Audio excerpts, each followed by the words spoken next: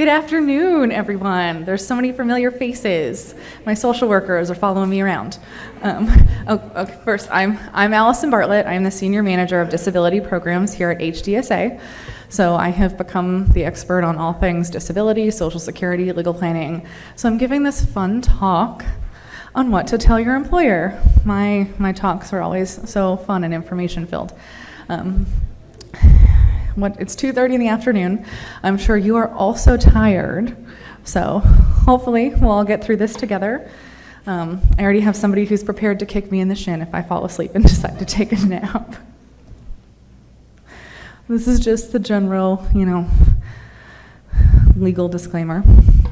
Okay, so what I'm going to talk about today is what to tell your employer is a big thing that comes up, and there's a lot of different contexts and different conversations. So I'm going to talk about employment rights, including genetic rights and disability rights, workplace accommodations, disability planning, and applying for employer disability. I'm not talking about Social Security, because that's a different beast entirely.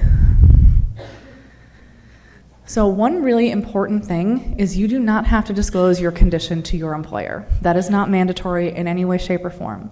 But if you don't disclose your condition, you're not guaranteed the same protections under the law. Your employer cannot offer things to you if they do not know you have a disabling condition, but it is completely your choice if you want to share this information. There is nothing that forces you to disclose it. Just know if you don't disclose, you don't have the same protections depending on the circumstance. So first we're going to talk about employment rights. So these specifically protect your genetic information and your ability to work if you have a disabling condition. The laws that protect you are the Genetic Information Non-Discrimination Act, GINA, the American with Disabilities Act, and I should note that this only applies to companies with 15 or more employers, but a lot of states have passed additional regulations at state level. Because I went to law school in Ohio and I have a lot of lawyer friends in Ohio, I randomly know that in Ohio, the limit is 4 people. So you have to know your state rules, but federal rules are the floor, state rules are anything that exists above that, but federal law says 15 employees. And then who enforces these laws is the Equal Employment Opportunity Commission, because nothing the federal government does has few words. They're all long names. That's why we have all these acronyms. But this is up here just as a reminder that just because you have a disabling condition doesn't mean you are not eligible for equity and fairness in the workplace, that you are not eligible to work and do something you love and care about. You get to work, you get to live your life. And so while you can do those things, take advantage of these opportunities and understand what your rights are. So first I'm going to talk about GINA and genetic rights in terms of employment.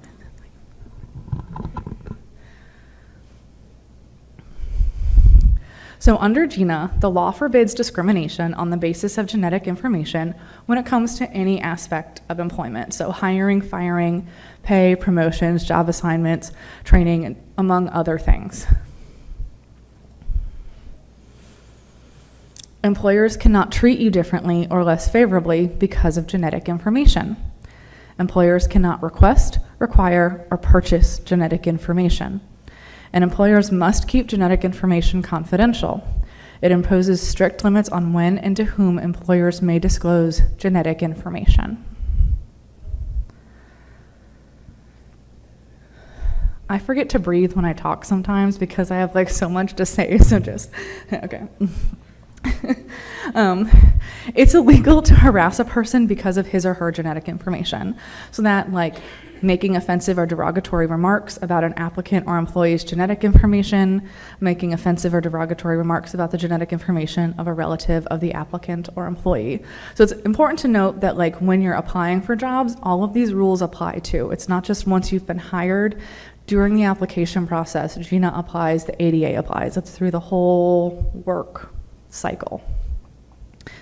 And this law protects you from being punished or harassed at work because you or someone you closely associate with complains about genetic information discrimination. So if you were at work and your loved one was just fired because they had tested positive for HD but weren't symptomatic, and you were talking about that at work, and then you got in trouble, that's genetic discrimination in both instances. And it's illegal for your employer to read your Facebook page with the purpose of finding genetic information. This is really important to note because a lot of people do not have appropriate privacy settings on Facebook. The federal government can read your Facebook, Social Security can read your Facebook, any potential employer can read your Facebook. They can't use this information, but like Social Security can and will use your Facebook page against you. So it is really important to be aware of what information is out there and how people access it and what they can do with it.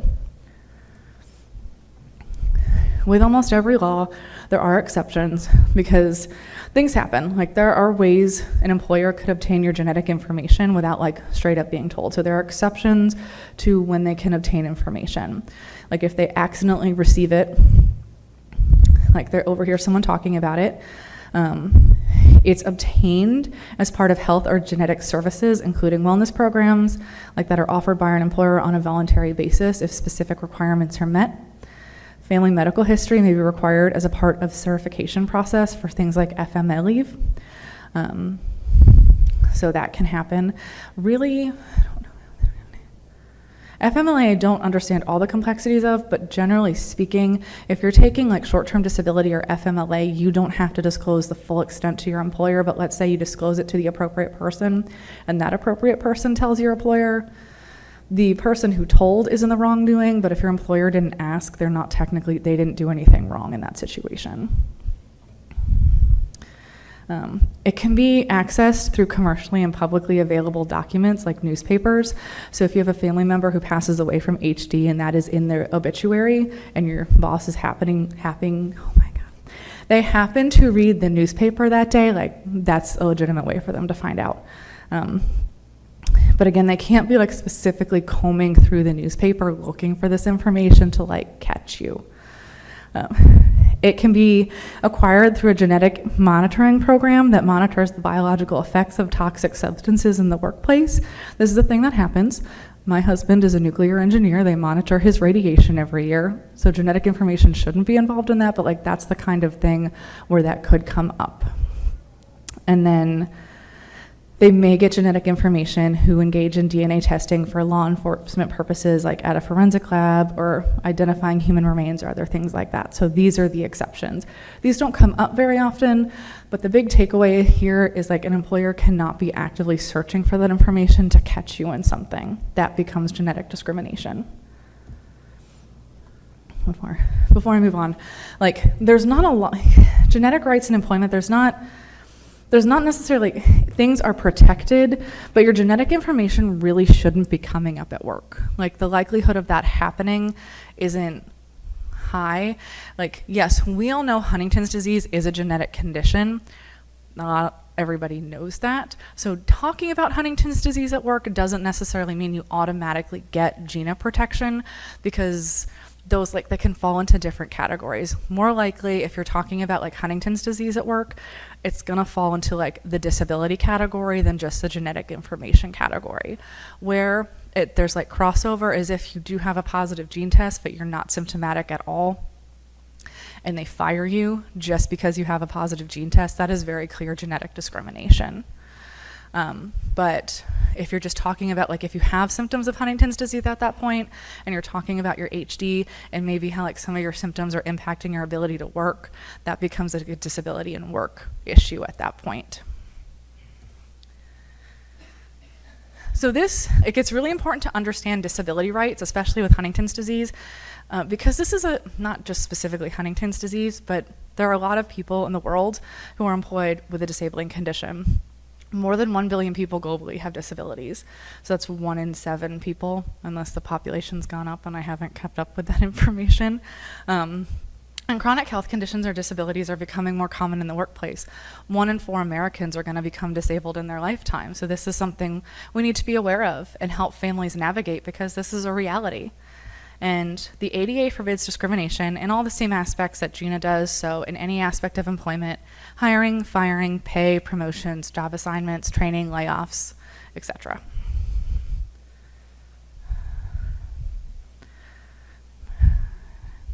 The big thing with employment rights is being able to ask for reasonable accommodations. If you have a disabling condition, you can request, and the employer must provide reasonable accommodation to allow you to perform your job. That is true in the interview process. And reasonable accommodations, they aren't clearly defined by the federal government, because the federal government and the court systems don't like to clearly define things like that. But what they do say is it can't create a hardship for the employer or cause a direct threat to the employer or anyone in the office, and it's up to the discretion of the employer. But these are some examples of accommodations. So it includes accessible communications, policy enhancements, physical changes to the workspace, and accessible and assistive technologies.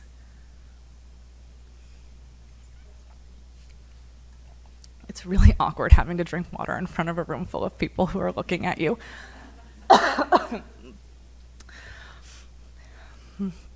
Okay. So one thing that is really, really important within the HD community is understanding that the right to work does not mean the right to maintain your current employment. Huntington's disease is progressive and degenerative.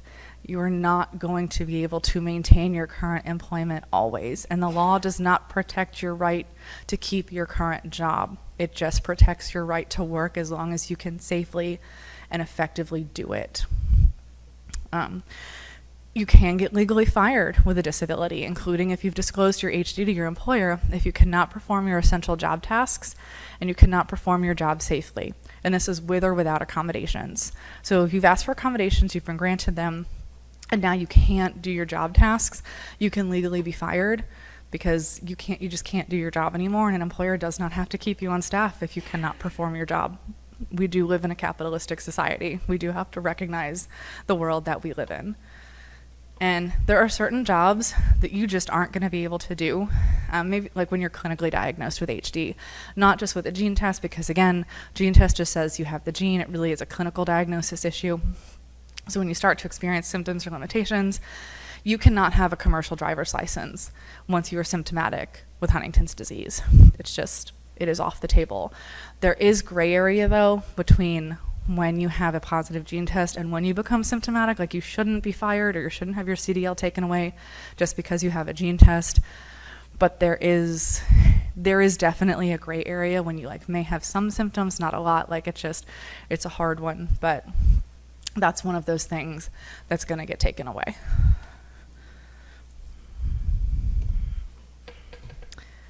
So, someone with Huntington's disease has the right to work a job within their mental and physical means. They have the right to seek workplace accommodations that will allow them to work within their mental and physical means. But, as I have stressed, an employer does not have to keep you on staff or someone with HD on staff if they are no longer able to perform the job. And I know that's a difficult conversation, but it is the reality. I'm not here to talk about warm fuzzy things. That's not why you guys come to my chats. It's so you can learn things. Okay, so I've talked a lot about workplace accommodations. What does that process look like? What does that mean? Because that's a complicated thing in and of itself, and it's not something we teach anybody about. Nobody knows that they have the right to ask for these things. So a workplace accommodation is an adjustment to a job or work environment that makes it possible for an individual with a disability to perform their duties. I've said the word disability so many times today, and as a disability attorney, I don't really like that word anymore because it's not about not being able to do something. It's because you have a disabling condition, and how do we work around it? Anyway, that was my soapbox. So, what accommodations can you include? In specialized equipment, changes to the work environment, adjustment to work schedule or responsibility. And going into a little bit more in depth about this, what is a limitation on a workplace accommodation?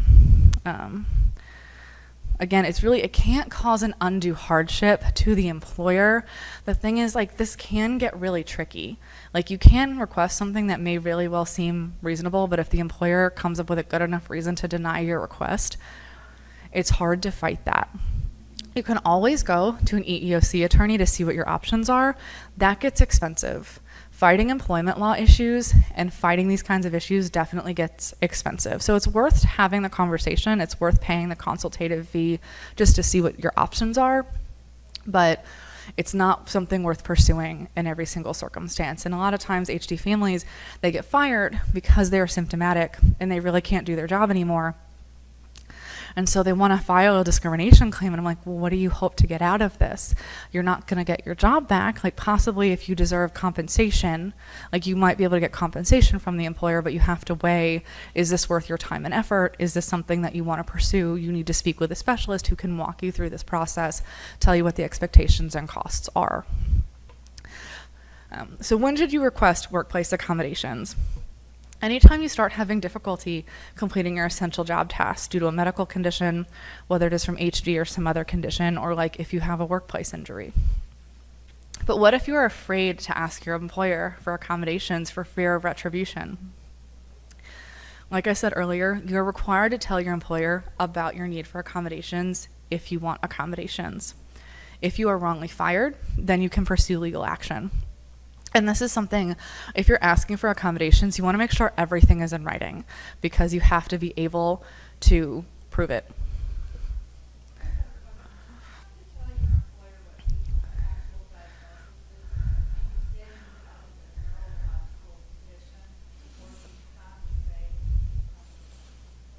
So the question was, do you have to disclose you have HD when you're requesting work accommodations? The answer is no.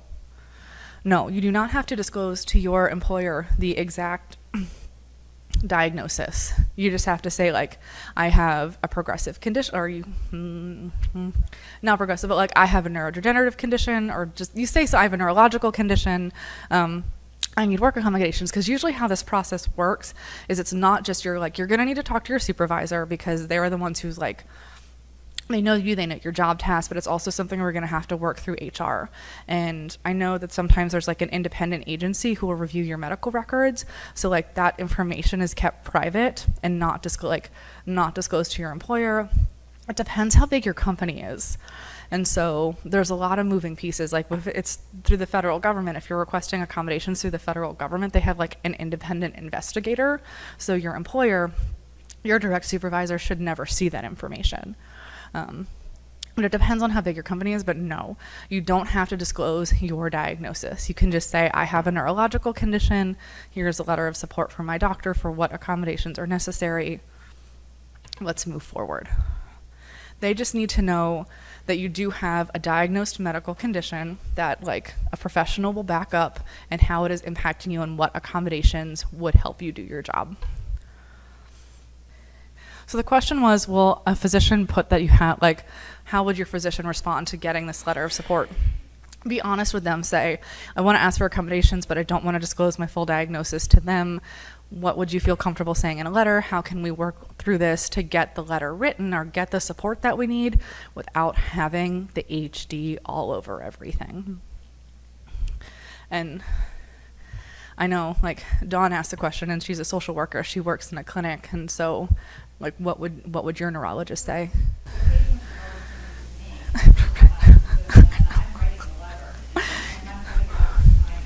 Yeah,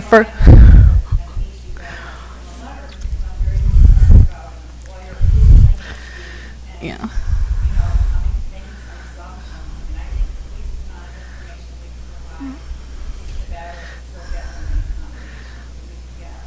It's a need to know basis, and you just give them enough of what they need to know. But yes, as Dawn pointed out, you should be asking your social worker for these things, because they write these letters a lot more than the neurologists do, and they've been working with this a long time, so they can help make sure you get the exact letter that you need.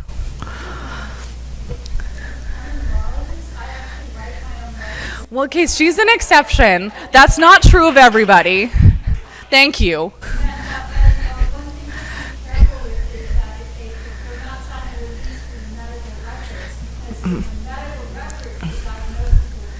Yeah. Yeah.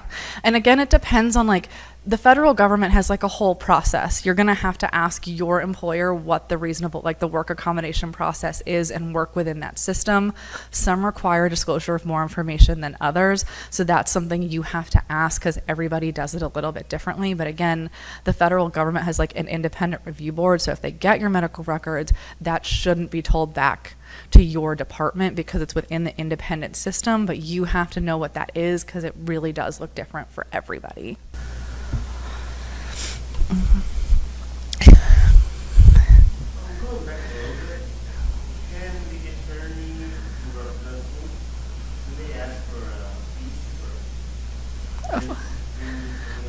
For employment law stuff, yeah, and you're going to pay a lot of money for it.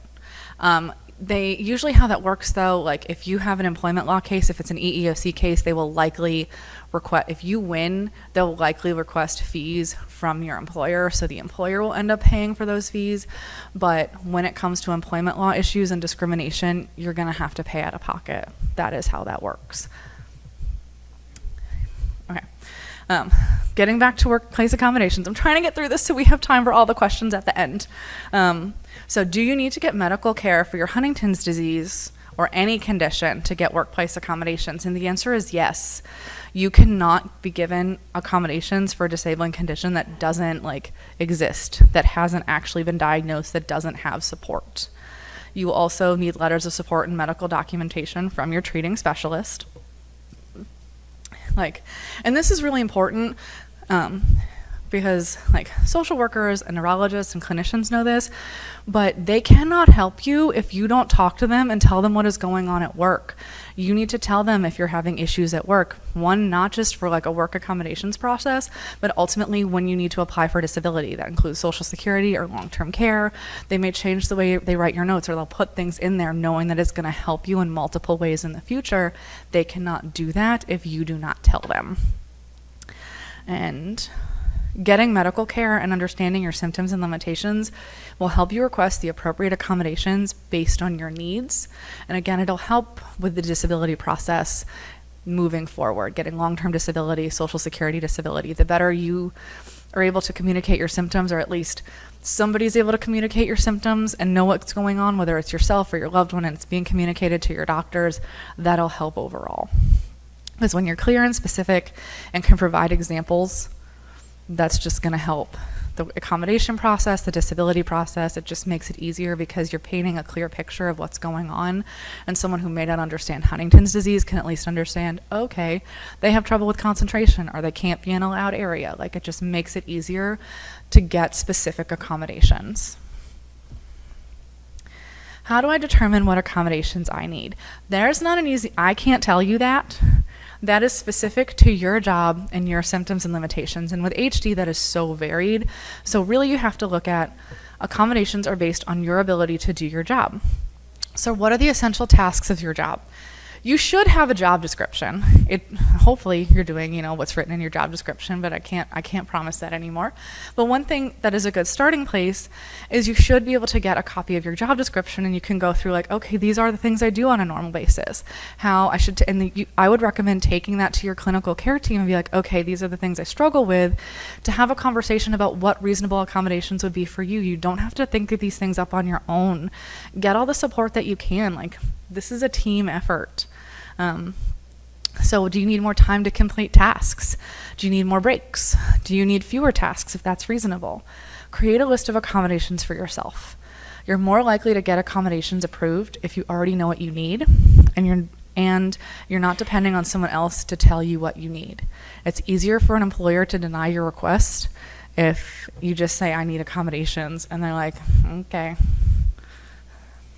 The more specific you are, the better. These are detailed examples of workplace accommodations. So special assistance from other employees, special equipment, permission to work irregular hours. Permission to work from home is a workplace accommodation, which is sad, but it's the case. Permission to take frequent rest breaks. I like to stress this one because once you get to a Social Security disability application, taking frequent breaks during the day is a big no-no for Social Security. And they're oh, if you take a lot of breaks, you can't work. No employer is going to hire you. So you want to make sure, because you want to make sure all your requests are in writing anyway. If you have work accommodations before you go out on disability, that's really good support that you want to submit to a disability claim, because it shows you are struggling already, what you did to accommodate that, and even those accommodations aren't enough anymore. So who do you speak to about accommodations? Again, this depends on the size of your company or organization and if you have like a human resource department, but really this needs to start with human resources. Because they have the policies and procedures in place for how you're supposed to walk through these things. You will also need to talk to your supervisor because you have to have somebody who can sign off on like, yes, we can make these changes to your job task. What documentation do you need to provide? You will need to provide medical support for the accommodations. Again, you don't have to say like I have Huntington's disease, but you need to provide enough to give reason for why you need these accommodations and why it's justified. And getting some places, they'll send out a form that you can give to your doctor to fill out. Some places request a letter. They do it differently. So figure out what is necessary in your workplace, but you are going to need support. And you are going to need to show why these accommodations are necessary. So a really wonderful organization that exists is a Job Accommodation Network. I don't have to make resources because I don't want to reinvent the wheel because they've already done it. They have a workplace accommodation toolkit. They have like a video you can watch for how to like have a role play a conversation with your employer about asking for accommodations. They have sample letter requests. They have types of accommodations you can ask for. So they're a really, really wonderful resource and starting place to kind of figure out what might be the best fit for you. And then, as always, if your workplace accommodations are violated, those need to be reported because that is violating the ADA. And it might not be your employer, it might be a coworker, but it needs to go to HR. Everything needs to be in writing. So let's say you have a phone call initially, send a follow-up email like, hi, thank you, we just got off the phone. These are the things we talked about because you want it in writing. And maybe even blind CC yourself to your personal email while you're sending that. So you have a copy of it because if you are fired, you are going to lose access to your work email account. And then again, if you're wrongfully terminated, you would want to contact the EEOC. You have 180 days to file a claim.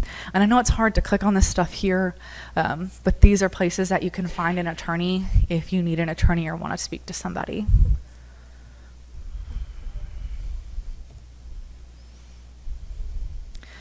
So what happens when workplace accommodations are no longer enough to keep you working? Then it is time to apply for disability.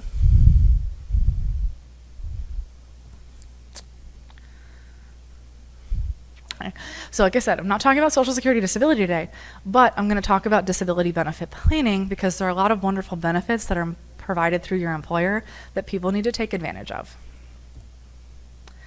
So if you don't prepare for these things in advance, like if you don't start paying into these benefits as soon as you're hired, you're likely going to miss out on them. And these are things that you are entitled to. And it's significantly cheaper to get short-term and long-term disability benefits through your employer than getting a private policy because they are subsidized. It can create financial difficulty if proper policies are not in place because, for example, Social Security disability takes an average of 6 to 7 months to get a decision, but it can take years for some families to get an approval.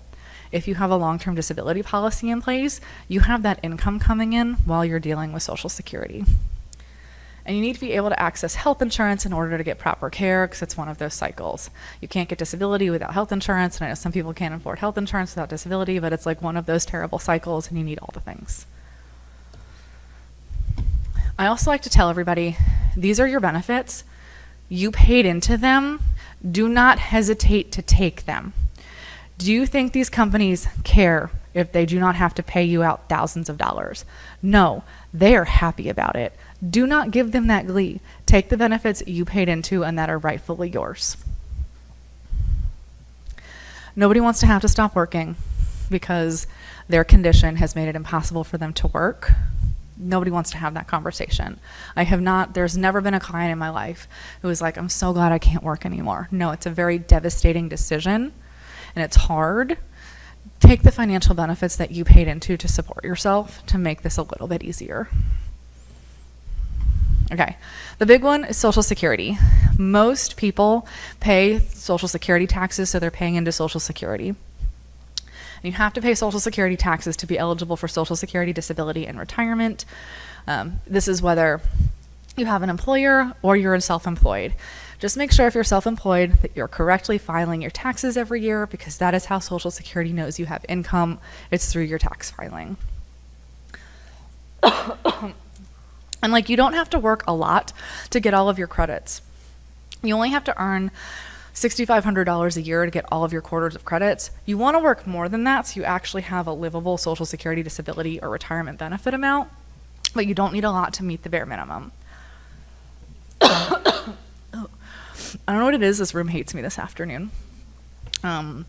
And you have to pay Medicare taxes to be eligible for subsidized Medicare, because you can pay for Medicare once you turn 65, but it's really expensive. It's like at least $500 a month, if not more. So if you're self-employed, one thing you want to consider is you're going to want to get private disability, because if you're self-employed, nobody is covering that for you. And so you can go and get a private short-term and long-term disability policy. The only way you can get short-term private disability is if it's in conjunction with a long-term policy, because the short-term disability helps you get through your wait period for your long-term disability. Short-term coverage, it's about 50 to 80% of monthly income. And long-term disability can be a whole range of things. It can be for 2, 5, or 10 years, or it can be a lifetime policy, so it'll last until you reach retirement age, and that can be up to 60% of monthly income. And the kind of policy you pay into will determine how much it costs. There are a lot of different options, but these are just a good safeguard to be aware of. This is just more general information. This is specifically employer-provided benefits. I don't know why I added more detail here. I don't know what I do sometimes. It made sense when I was making my presentation, but now I'm like, I don't know why I did this. But the big difference is short-term disability is you're going to get a lump sum payment. Long-term disability, you're going to get a payment every month. So like, that's another big difference between short-term and long-term disability. And I know I said this in my presentation this morning. Short-term disability is really important if you ever have children and you're a parent and especially you're a woman, because a lot of employers don't offer maternity leave. So if you don't pay into your short-term disability, you either have to take unpaid time off or you don't get anything. So just be careful. Again, long-term disability benefits. One thing to know about private and employer-provided long-term disability benefits is they generally require you to apply for Social Security, because you're not going to get your long-term benefit policy plus Social Security. You get the long-term disability policy amount. So if that total is $4,000 and Social Security is going to give you $2,000, the $2,000 from Social Security is just offsetting the $4,000 from the private company. It's not, you get $6,000 total. It means your long-term disability company pays less. And one thing that is important to know with these kinds of policies is there's a 12 to 24 month diagnostic window. So if you were diagnosed with anything before the policy, you're fine. But generally speaking, you cannot be diagnosed. If you've gotten a diagnosis after you've paid into the policy, it's fine. That's what I meant to say. But generally speaking, at most you can be diagnosed with something 24 months before paying into a policy, or they won't cover it anymore. So let's say you get genetic testing for Huntington's disease when you're 30 and change jobs when you're 35 and get a new long-term disability insurance policy. It's not going to cover your Huntington's disease at that point, because you were diagnosed or you had the positive gene test too far before paying into that policy for them to cover that. It'll cover something else, like if you get in a car accident and are out of work for 2 years, or you get cancer, it'll cover that, but it won't cover your Huntington's disease. And generally speaking, if you have an employer-provided policy and you get fired, you're not going to be able, and you haven't used the policy before you get fired, you're not going to be able to access the policy once you're fired, and you're not going to access the policy if you quit. Like, if you do not take the benefits before you leave your job, you lose access to those benefits because you've left the job. And I always like to make this side note. There are certain employers that don't pay into Social Security. They pay either into a state retirement program or a federal program. For most federal employees now, they pay into both. So if you become disabled, you have to apply for the federal retirement system and Social Security, which isn't fun. It's like Social Security times 2. It's definitely a hassle. But if you work for a state government, or if you are a teacher in a number of states, you pay into a completely separate program entirely, so you're not eligible for Social Security at all. And it's really important to know the distinction between these programs, because like for most of these state retirement programs, you have to work and pay into them for 10 years before you're eligible for benefits. But if you're a teacher and you move around every 5 years, you're never going to be eligible for any state retirement program because you didn't work in any state long enough. So if you know you're not going to stay in one state for your entire career and you work in a public job, you want to take a 403B retirement plan, because that kind of works as like a 401k or an IRA, but it means you can use that money once you become disabled. You don't have to like meet all these other criteria. And so you want to make sure you know what job you're paying into, what program you're paying into, so you can access your benefits and don't lose out on things. Everybody should be looking for benefits really when they enter the workforce, because none of us know what's going to happen. None of us know what's going to happen, whether you have HD or not. And you definitely want to know if you're paying into Social Security or in a private employer policy. And really, they should tell you that when you start the job. Like, that should be very clear, but it's not always. And your benefits will change over time. So I'm not saying you have to pay for the most expensive health insurance plan if you're 25 years old. Just make sure you understand what your benefits are and pay for things as you need them, but definitely pay into disability and like life insurance. Those things are like penny on the dollar. If you get them through your employer, there's no reason not to pay into them. And then just like see what healthcare you kind of need. Like if you don't need a super expensive plan, then get a high deductible plan that doesn't cost that much money, and just it changes over time. But certain things you need to pay into for a long time to make sure you have them, and that's life insurance and disability insurances. So when to stop working? Really, again, that is when you can't perform your essential job tasks. Most individuals with HD do have to stop working before they reach retirement age. And knowing what to expect and planning in advance is going to give you and the HD community more power to determine when it is time to stop working. And again, this can be hard. We know there are certain symptoms and limitations that make it like, so we don't always know what's going on in our spouse's job. We don't know what's going on at somebody's workplace. Like, it's not like your husband's boss is calling you and being like, they did this at work today. We have concerns. That doesn't happen. You have to hope that your spouse or loved one, friend, family member, whoever is having these conversations with you is having these conversations with their doctor. Because you can do what you can, but you can't go to their employer and ask for workplace accommodations. You can be in the meeting if they ask for workplace accommodations, but you can't just go to their work and ask for these things without them being involved in the process. Does an employer have any obligation to give somebody a warning, like a performance improvement plan, so that they know? Because I'm thinking about don't struggling to do their job, and if once they are terminated, if they cannot get their benefits anymore, like an employer just say, you're not doing your job correctly, we're letting you go today, and then you lose your short-term and long-term disability benefits. Can they do that with no further warning at all? Unfortunately, in a lot of states, yeah, because it's at-will employment. And again, like, that's something like maybe if there was like an internal policy and like, you know, your employer did not follow their own internal policy, maybe, but like, it's really hard to monitor. Like, you would hope that they would have that conversation with you and not just outright fire you, but it's not. Like, in some, whatever, if you're in not an at-will state, there's probably additional protections, but I've only ever lived in an at-will state, so I don't know which states have additional protections at this point, but most of the time the law favors the employer, not the employee. Yes?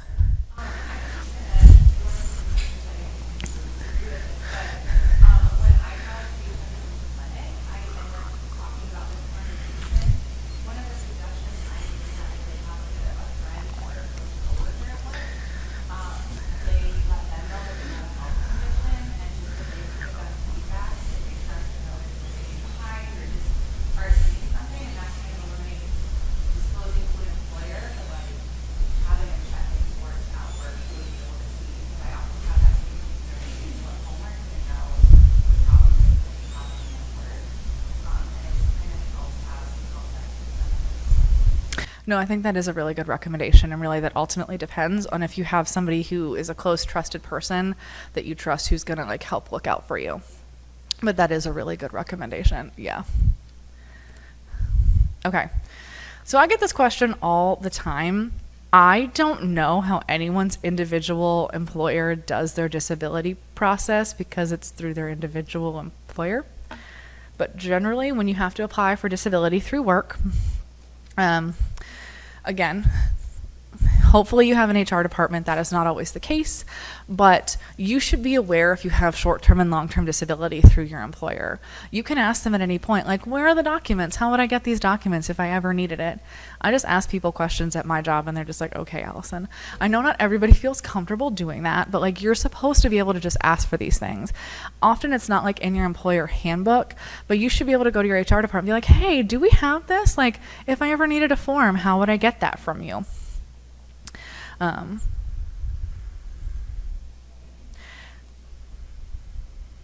Okay. I didn't read my slide before I started talking, but that's fine. This is just like more specific examples of what to look for when you know you need to start working. And again, that can be hard if you have somebody in your office that you're close with who has been helping you manage this. If your spouse has been noticing things have changed at home, like if something's changing at home, something is likely changing at work too, and not every employer gives a write-up, so you don't have an idea of what's going on. So you just have to do the best you can, which is not always easy.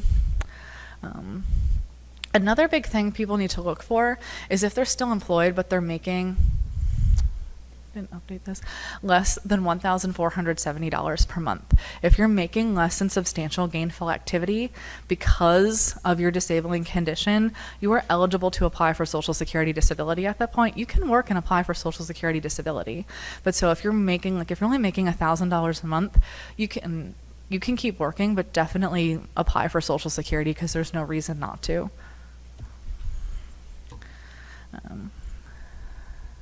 Other warning signs is if like your spouse comes home and they're concerned about getting fired, or they're talking to their coworker and they say something like, I just don't know if things are going well. If you have those concerns, it's better to be proactive and take the benefits you know you have, especially if you are struggling to work and it just isn't. If it's so stressful, if your loved one, friend, family member, whoever doesn't want to go to work anymore because they're so stressed out about struggling to do their job, if it's hard for them to get out of bed in the morning, if they take a lot of breaks during the day, like there are things that we can look out for. And again, the important thing is being able to take the benefits that you paid into and you are entitled to. Okay. So when you are ready to take these benefits through work, you have to notify your employer that you cannot return to work or you have to stop work because of a disabling condition. And you don't have to do that like before you get the disability paperwork, but you are ultimately going to have to tell them, especially if you're going to take long-term disability and you're not coming back. You need to request an application from your employer. It helps to know the name of your insurance carrier because these programs aren't through your employer. They pay a private insurance company and you need to know who that is. Sometimes you can find these forms online. Sometimes you already have an online account, so you can do everything through the disability people directly. You're going to need to complete and submit the employee statement. You're going to need to get a statement from your employer, and that's really just to show that you are still employed. Yes, they're paying those premiums. Yes, you're eligible to take this benefit. And you're going to need a statement from your physician. And generally, I have not personally applied for long-term disability, so I need to harass my HR department for more questions. But when you apply for short-term disability, they make you get all this paperwork yourself. They make you go take the paper to your doctor. They make you take the paper to your employer. They make you fill it out yourself. So you are responsible for getting those documents and sending everything back to the insurance company. And it doesn't necessarily have to be you. Like, it can be your loved one. It can be somebody helping you. But ultimately, like, it's your claim. So, like, you are responsible for getting that paperwork and sending it to the appropriate place, and then submit any other evidence that supports your disability claim. That's not as necessary for short-term disability, but oftentimes you may want to submit additional evidence for a long-term disability claim because they're trying to see if you're permanently disabled from that job. So Social Security is permanently disabled from any work. Long-term disability through your employer is permanently disabled from that specific job. Does that make sense? I don't know if you can see this really well because it's tiny, but this is an example of a long-term disability form from MetLife. And it'll ask you, and actually there's similarities to this and a Social Security disability form.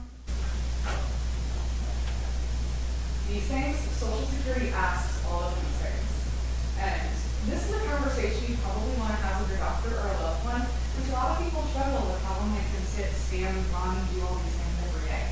It's hard to fill those things out. But this is just a general idea of what these forms are going to look like. And again, no, you do not have to be single-handedly responsible for filling out these forms. You can get assistance filling out these forms. You just have to make sure they get returned to the proper place. One big thing to know is if your long-term disability claims get denied, you really need to hire an attorney, because a lot of these claims, you only have one appeal. You only have one chance to get these benefits. And so you would want to hire an ERISA attorney. I know there's so many different attorneys out there, it's so hard to keep straight. But they specifically deal with these private benefits, and they're going to be the people who help you navigate through this process. And here are just different places. I'm on this list if you get desperate, but I'll probably just like refer you back. I do have some people I can have you reach out to, but it's a good starting place. And then I like to show this image because all of these things you can get at the same time. You do not have to exhaust one benefit to wait to apply for your next benefit. You can get short-term, long-term, state disability, FMLA, all while you're getting SSDI. So do not wait. That's why I tell everyone, apply for your employer-provided benefits first. That's generally an easier process. Then apply for Social Security, because it means you have money coming in, and then you have time to deal with the bigger fish to fry. You can scan this if you want to go to the HDSA disability page and access my many resources and information about the disability process and lots of different things. Okay.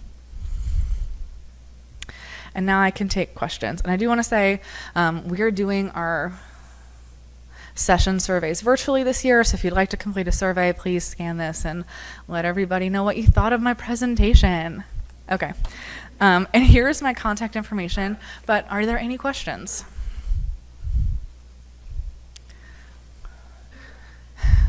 So overarchingly, I always say it's a recommendation. Whenever anyone asks me, I'm like, I cannot tell you what to do.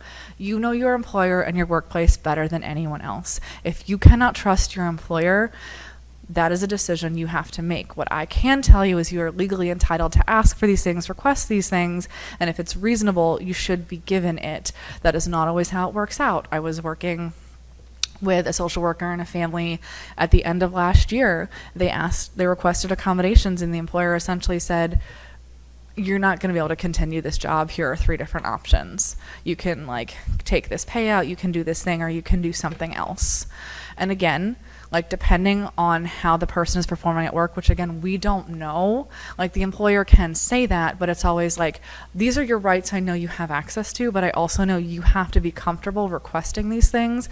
And if you don't have an HR department because your organization's too small and it's just a boss you do not trust and you do not like, then maybe work as long as you feel comfortable. If you do have short-term or long-term disability through this employer, just go that route.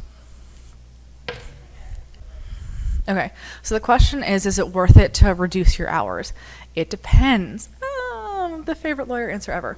But honestly, it depends a lot on your policy and how much you're reducing work hours by, because there are some long-term disability policies that are if you reduce your work hours by half, the policy will cover that other 50% of income that you are now missing. So then that wouldn't be a negative outcome for you. But again, it depends on your policy, it depends on your job. And it depends on the other thing is you don't want to reduce your hours so much you become full-time to part-time, so you lose benefits, because that is an option that is presented to people. That is not an option that is worth it if you have Huntington's disease and you're getting more symptomatic. If it's the difference of 5 hours a week, that's up to you. How Social Security determines your disability benefit amount is they take your yearly averages. So if you're reducing your income by a few $1,000s a year, it's not going to have a huge impact. If you go from $50,000 a year to 0, that's definitely going to impact your Social Security disability benefit. But again, it's one of those personal choice things. And it's another thing if you're at the point where you reduce your work And now you become Social Security disability eligible because you're under the SGA threshold. So if you're making less than the $1,400 a month because you weren't making that much, let's say you went from $2,000 to $1,400, it's actually in your best interest to get the Social Security disability benefit, because if that's $1,400 and you can earn $1,400, you're now getting $2,800 a month instead of $2,000. No, you shouldn't have to get a job later on. It is important to note that Social Security does review disability claims. Like, it is built, once you get an award letter, it literally says on the letter your claim will be reviewed and in how many years it's going to be reviewed. So when people call me, they're like, oh my God, this is happening. You didn't read your letter, and I can't blame you. I don't read things good either sometimes. So, but yeah, it's in the letter. And generally speaking, like with something like Huntington's disease, the likelihood of you being found that, oh yeah, you can magically go back to work now is really low. And with long-term disability, like, your policy is not going to reanalyze that. Like, your policy is for a set amount of time. So they're not going to go reevaluate whether you can, I don't know. Anyway, sorry, I have a hearing aid and my phone was ringing in my ear and it was really annoying. But with a long-term disability policy, like, they're not just going to relook at it again. The only time a long-term disability policy would like look at you is if you start working in a field that's really close to the field that you left and are making a substantial income. But if you do not return to work, you're not going to have to like do any of those things or deal with that again. Did you? So she asked, and that's a really good question. No, that makes sense. So,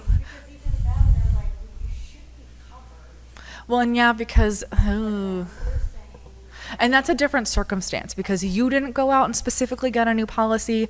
Your employer is providing different coverage. They chose a different company, and that's a different issue. And so if like your university is saying you're still going to be covered, you should, yeah, like then you should still be covered. It'd be different if like you were working within your current institution and then went to a different institution. You may not be covered at that point, but you didn't do anything. Your company chose to go with a different provider.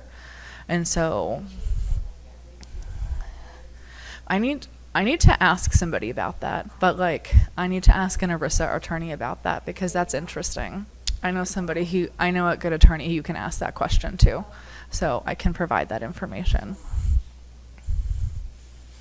Yeah, there are so many different areas of this. I'm like, I can't specialize in everything. And then like ERISA attorneys are like, I know Social Security disability is a thing. I can't do Social Security disability. It's like, lawyers are no different than doctors. We all specialize in things, and we don't know what the other people are like. We know you do something. We don't know how you do it. Yeah. On the at-will front, do you have any like suggestions or like resources for the lawyers that deal with those potential firing issues? I don't, but they should have that information. Like, if you're an employment lawyer in those states, you know those issues that you have to deal with. And just because it's an at-will state does not take away your GINA and ADA rights. It muddies the water, because they can know they're firing you for something, but they can write down something else. But again, if everything is in writing and you have this whole email chain where you're asking for accommodations, and then this like, oh, we just fired you because you can't be on time, and you're like, that, yeah, or like, this is clearly not what was going on, then that might be worth having a conversation with a specialized attorney who can like go through things and give you an honest answer, because you're going to want their opinion, but they should be specialized in understanding how that works and how to play that game. And I assume like Center of Excellence, where they're right in the middle of the city, where they have those resources too for those lawyers? Probably not, because it's hard. Like, finding a lawyer that has any experience or understanding of HD is hard enough, but and knowing what kind of attorney you have to talk to. So today alone, just in the past 2 days, I've talked about family law attorneys, ERISA attorneys, EEOC attorneys, ADA attorneys, a Social Security disability attorney, an elder law attorney, a special needs trust attorney. So that's a lot of different people you could encounter in your life. And so it's important to know, hopefully you don't have to encounter all those people. I really hope you don't have to encounter all those people. But and really, it's knowing what attorney to contact. So if you know you have an issue with your private or employer disability policy, an ERISA attorney. If you have questions about your legal right to work and whether it was violated, you want to call an EEOC attorney. And if you can't remember that, you can call me and I can be like, okay, let's figure this out. Well, it's after 3:30. Go get your snacks and coffee. Thank you so much for bearing with me and sitting through this presentation. I hope you have a wonderful rest of your afternoon.